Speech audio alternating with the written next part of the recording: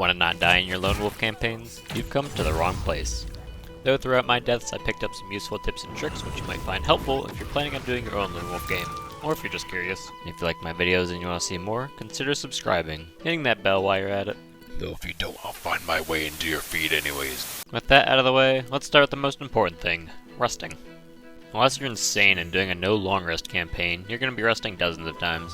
Now if this is your first Tactician campaign, it costs 80 rations to long rest instead of the usual 40, which especially during a solo playthrough, you'll be going through them in no time. Always make sure you stay stocked up, picking up rations when you can, but even if you're low, it's not the end of the world, since optionally, you can do a partial long rest, which has the benefit of using no rations, however it only acts as half a long rest, restoring half your HP and spell slots. Also, you don't get your short rest back.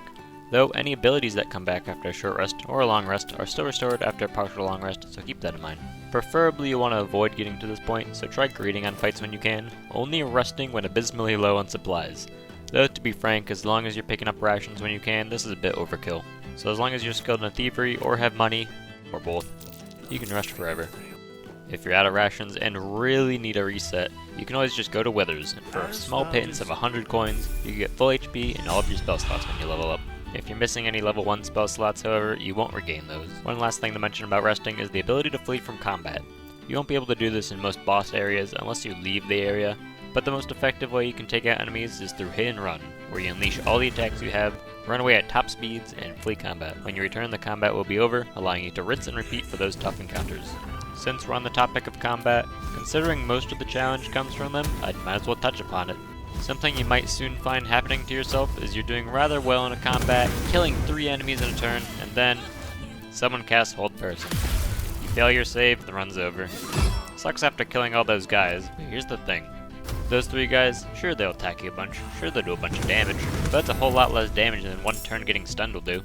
So when you're in combat, be sure to take out the enemies that can stun you or hold you, typically the spellcasters. Might be hard to tell at first, so make sure you hit that button. You also always want to stay mobile. I enjoy the Crusher Ring and the mobile feat for this, allowing you to slip in and out of melee range without needing the dash. If you're outside of enemies' movement ranges on their turn, and they have no ranged alternative, they'll dash to you. No action, no problem. If you can fly, make sure you use it. It doesn't need an action, and it uses a lot less movement than walking. And if you played D&D, you might have heard of the action economy. That is, the side with the most actions tends to win. Granted, we can cheese it like I mentioned earlier, but in straight-on fights, you want to bridge this gap as much as possible. It's a simple enough concept. Kill the minions around the boss before the boss itself. That is if you can't one around the boss like some builds. If you're not a super OP build, I want to note not to waste any actions. I have a habit of doing this myself, always resisting drinking a health potion since I just might need it later, despite ending the run with 40 of each kind. If you're a class that doesn't really use bonus actions, there's still plenty you can do. Drink a potion, dip your weapon. There's a trick with candles. You can drop them and light them for free, and then dip your weapon in the flame for some extra damage. Since you're only one person, you'll need to make the most out of your turns. Last thing on combat is to use your surroundings. Barrels, chairs, moving them's a free thing you can do just by clicking and dragging.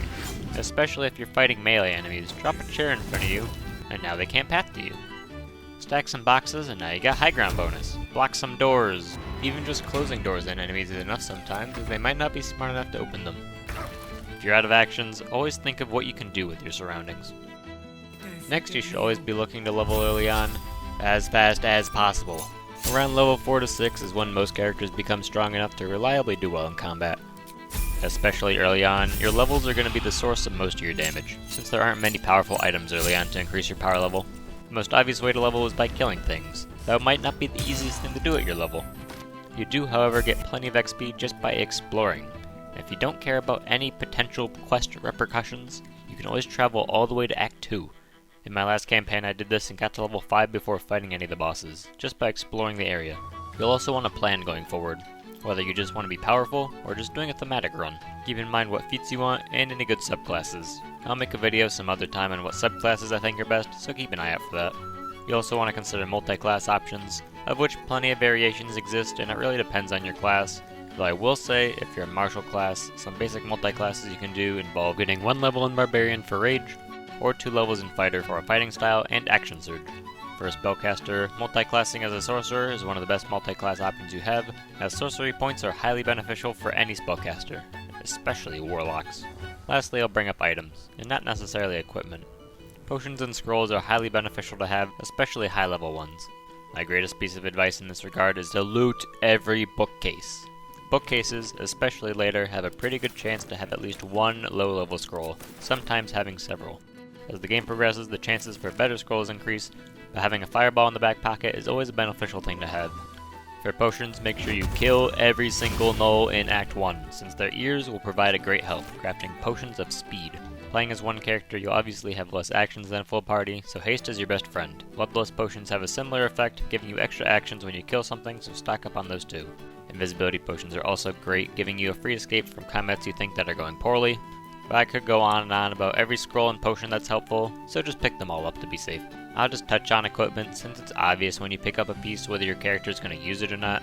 But something to note is if you're not proficient with a weapon, you can still use the passives it provides. So for spellcasters, for instance, you can wield this bow, giving you bonus initiative. Though I will say if you're a spellcaster, I wouldn't recommend wearing heavy armor. If you're planning for a proper challenge run, you should check the wiki firstly to see what items you'd want to pick up. I like checking out the appropriately named Baldur's Gate 3 wiki, as it tells you most important facts about what it does and where to get it. So make a full list of what you want to be wearing by the end of the game and what you need to do to get them. That is if you want to, since my last tip is simple. Have fun. Just kidding. You're not here for fun. You're here for your sick, twisted masochism. Or maybe you're here just because you're curious. If so, you can check out my other Lone Wolf runs here to see the tricks in practice. But for everyone else looking to try a Lone Wolf run yourself, I hope these tricks helped. I wish you the best of luck, and as always, I'll see you next time.